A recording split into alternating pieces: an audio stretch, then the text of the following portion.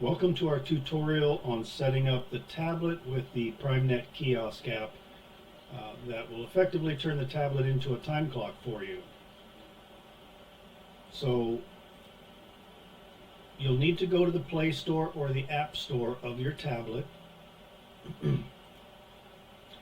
and you can just do a search on PrimeNet kiosk, K-I-O-S-K. There we have it here. It pulls it up. I click on it and then it brings up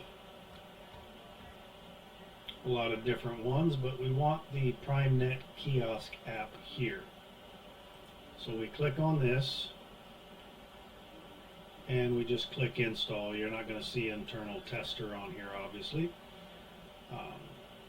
but it's going down the percentage. Now it's installing after downloading.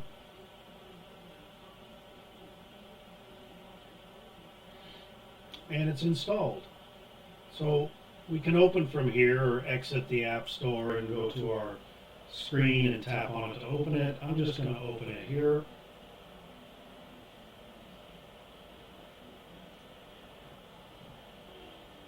Allow it to take pictures and record video. We want to select allow, even if we're not taking pictures and recording video. The app's not going to record video anyways. I think this is just the standard. If we're using the SD card for images, it's going to ask for both. In reality, we can set the tablet to take a picture, but there's stills and only at the person in front of the camera when they click in or out. But we want to allow it so that we don't have any issues. And this is what the main screen is going to look like because it hasn't been attached to a company yet, so we see everything here. First thing we're going to do is click on these three dashes in the upper right. And now I've got settings, view logs, and so forth. We're going to go right to settings and click on settings. We've got a serial number that we're going to need to add into the software so the two can talk back and forth. Then we have the time clock server, and we need that. That's going to be HTTPS : with the two dots / / where these slashes are going towards your right shoulder as you're looking at them, and then time.idhrp.com. Now we need an admin card ID and an admin PIN. This is going to be a number that you make up, but that you're going to remember somehow, somewhere, along with the PIN. Once we add this here, the next time we click on the three dashes in the upper right to get to the admin icons, it's going to ask for this number, then it's going to ask for this PIN. And it has to be a number, not a letter. It doesn't like the letters. So I'm going to make mine simple here, and I'm going to click OK. Successfully connected to the server. Now, I'm connected to the server, but that doesn't mean I'm connected to a company.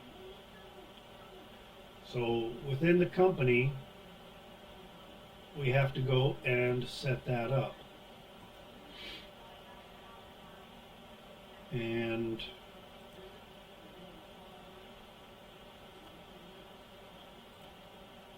that's going to be configuration, time clocks, and then time clock server 9.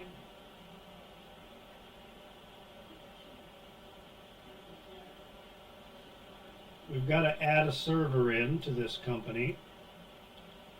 Make sure I'm still, yep. So we add the group. This is a group that we can bunch our tablets, our clocks, or even a single device in, but it needs to have a name. I'm just going to make it simple and click save. There we go. Now I right click on this as I right clicked on the other one up here to get it added. I just right click, add Android device. Now if you've got an iPad, that doesn't matter. It's going to be an Android device for anything that you're adding in other than a Slack component. So we click that. Here's where the serial number goes. We just give it a description. Make sure it's active. We want to choose the model. And again, regardless of Apple or Android, it's a tablet app, and that's all we need to know here.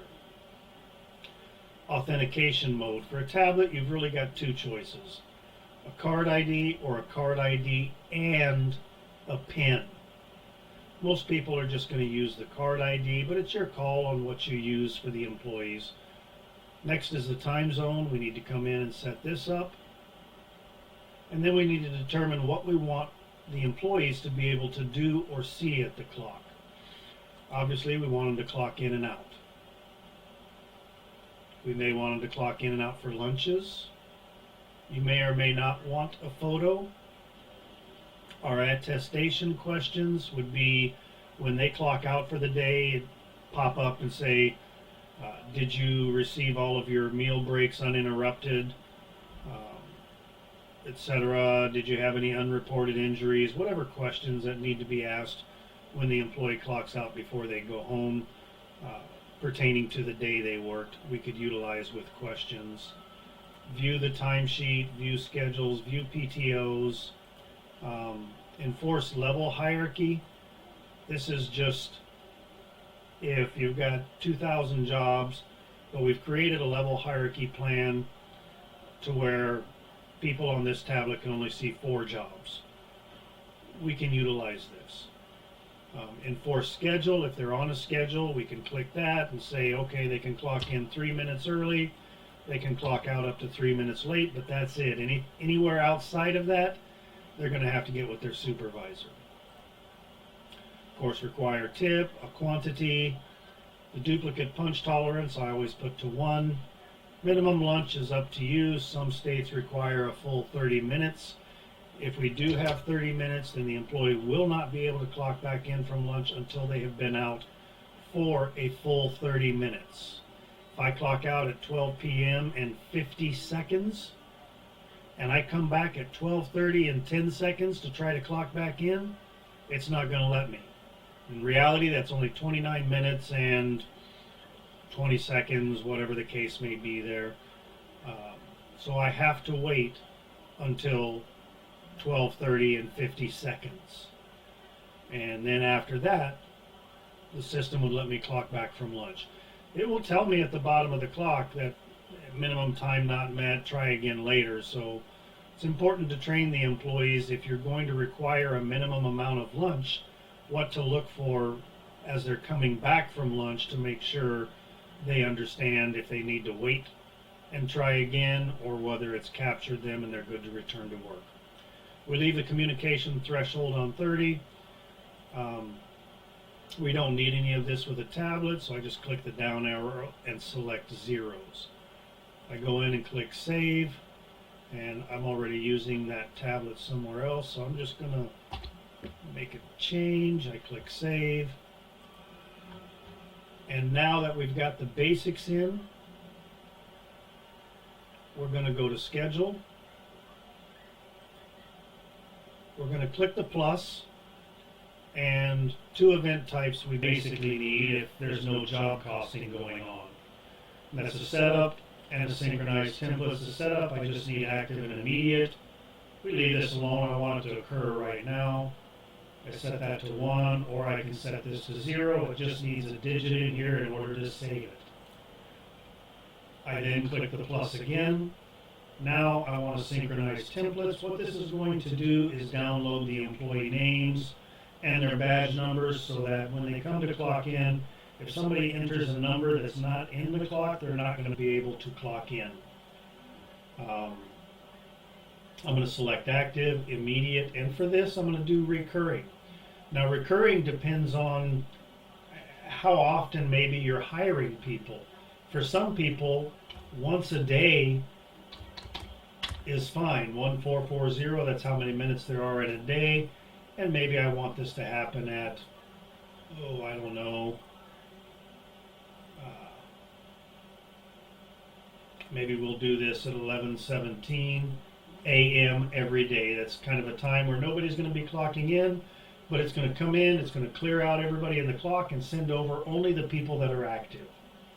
Now, if you have employees that are coming and going and you find yourself hiring often, you may want to do this maybe every couple of hours and pick a time that it will not interfere with punching, because this could take 10 to 30, 45 seconds, depending on how many employees you have, to wipe all the employees out and then send the employees back. For a tablet, it's usually pretty quick, and I would believe seconds. But we want to make sure that it's not going to interfere with people clocking in, so we don't want to set this for 8 a.m.